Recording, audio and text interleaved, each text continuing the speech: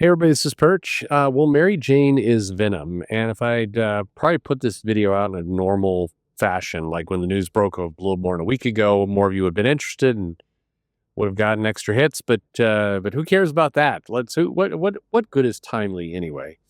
Um, all right, so obviously you clicked on the video, you saw the thumbnail. Spoilers, although it's all over the internet at this point. In the all new Venom, all new, all different, all surprising Venom. This follows up from Venom Mania or whatever. It was a Venom event where there was a wrestling ring. Um, Eddie Brock is now Carnage, and Venom is a mystery. Who is Venom? Who's got Venom?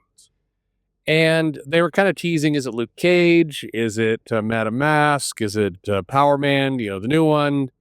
Who could it be? Well, the answer is it's Mary Jane. Now, part of the clues were there when Paul, everyone's favorite character, Paul, showed up inside of Venom before this was revealed. But now Paul, Mary Jane is Venom, which, I, you know, it just begs the question: what are we doing? So, you try and look at this objectively. All right, will this drive sales? Will this drive interest? And so the first, I'm going to start from a very weird perspective. I could start just as like this is really dumb. As a here's Spider-Man fans said, hey, we'd like Spider-Man back inside Mary Jane, and editorials like, we got you, fam. She's Venom now, which is not at all what people were asking for. But anyway, so let's start from does this draw buzz to the title? Obviously, it's somebody new inside Venom. It's an established character, Mary Jane in this case, inside Venom. And you look at this and go, well, it's something. Marvel's doing something shocking, but is it shocking? Because in the words of Eric Bischoff, controversy equals cash, and a good surprise is good for sales, and people will tune in like, I got to see what that's about. But I think the first problem here is the response, and here is where I don't have to guess. I can actually see the response. The response has been tepid. A lot of people going, well, that just doesn't make any sense. I don't want that. Why would that be? Like, why would we do this? Mary Jane. And what's weird about this is, you've seen a venomized Mary Jane, I think in Carrie Andrews's bit that he did. You've seen it in kind of various alt universe stuff. Does this add to Venom? Does this add to Mary Jane? Well, obviously it's a character close to Peter, who's now Mary Jane. But if you look at Mary Jane, you've got a character who was married to Peter. That was kind of that was where her function was. As a co-sporting title, character in the title. And then they get divorced, and Mary Jane's off on her own, and then Mary Jane's figuring herself out, and then Mary Jane's a Hollywood star, and then Mary Jane's dating Peter again. They're almost engaged, and then she goes into a time portal with Paul and gets a new imaginary family, and then they disappear, and then she gets jackpot powers. And then she fights with those powers and is trying to assume a superhero identity, but it seems kind of half-assed. And she goes on some adventures with Black Cat and is told she has a dump truck gas, and now she's Venom. On some level, it feels like a bad steering of the character, because I'm really trying to imagine who gets excited about this latest development in Mary Jane with Venom.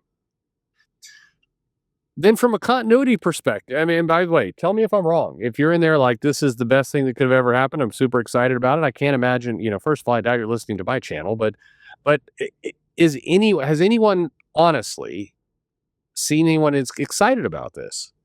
I've been calling around to comic shops trying to drum up some interest for Weapon X-Men and other books. And I'm just, this is as dead on arrival as it gets. Nobody cares. And then, like I said, from a continuity standpoint, it's a little puzzling because, back in Spider-Man 299, this is the Spider-Man Todd McFarlane's drawn it. I think Chance was the villain. And there's a scene where Peter's like depressed about shit, and Mary Jane like takes off her clothes, and there's the infamous caption, slowly Peter's spirits began to rise. And it's like, yeah, okay, I see what you did there. But In that issue, at the end, Mary Jane goes home. Peter's not there. She's a little ticked that he's not there. And Venom, Eddie Brock Venom, is waiting in the apartment and like scares the living shit out of her. And at the time, in the next issue, issue 300, Peter shows up at home, and Mary Jane is scared shitless of him and traumatized. And you kind of, there's a moment where you're reading this comic wondering, did Eddie Venom rape Mary Jane? And by the way, it wasn't just me. If you were reading comics at the time, there's a whole debate in the Comic Buyers Weekly and other kind of magazines at the time where, you know, the actual writer had to debunk, no, where he kind of just scared her, terrorized her. He didn't rape her, but that was, it was drawn and written in such a way that you like, what happened? Because Mary Jane's like real disheveled and messed up in the apartment, just scared out of her mind and clearly very messed up, and you're not sure what happened. And this comic, Spider-Man 300, ultimately led to the end of Mary Jane saying, I don't really feel comfortable with you wearing the black and white costume anymore. Peter was wearing just a fabric version of that. And he goes back to the red and blue. And that's kind of how they kick off the next era of Spider-Man. He's back in his normal costume. And there's even scenes of him going like, it feels great to be back in my old duds and that kind of stuff. But this all goes on in this comic. And the idea that, now Mary Jane is willingly, got the, symbiote, the intelligent symbiote on her, and she's wearing it and moving around and everything.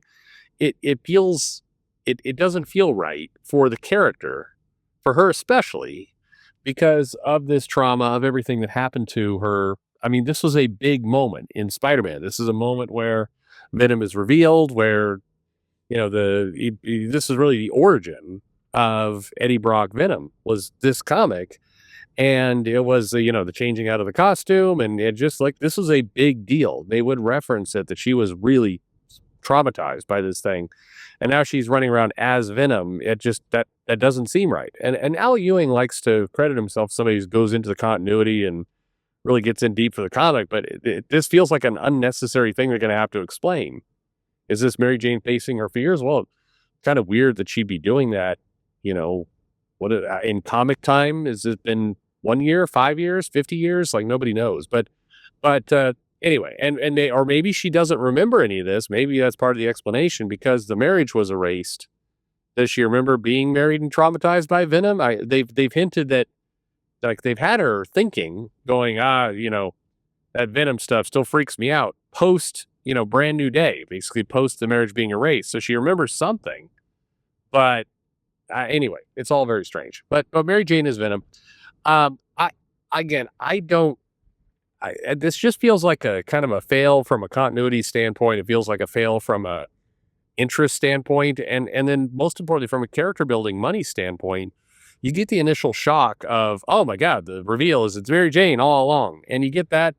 But are we going to see a spike in sales? Are we going to see people like tune in, see what happens to Mary Jane? I mean, how long do you keep Mary Jane in a costume? Do all of Peter friends eventually become a symbiote character? Like, what do you do with this?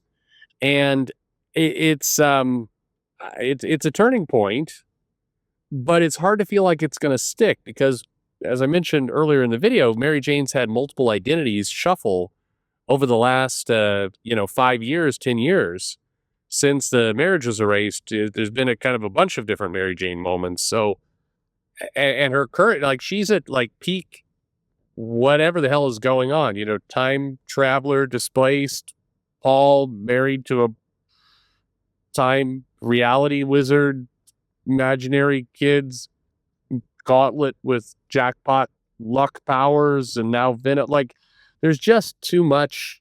There's too much here. You've blown up the character.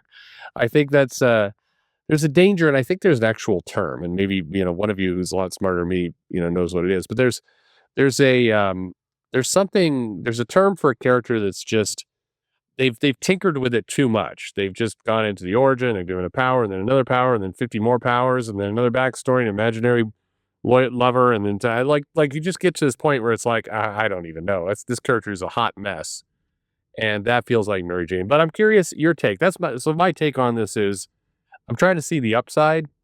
I guess there's a surprise element to it. You didn't expect that one, but now you have to live with the fallout of that surprise moment. And can you? It just, I don't know. So let me know in the comments below what you think. Like and subscribe, of course. And thanks for listening.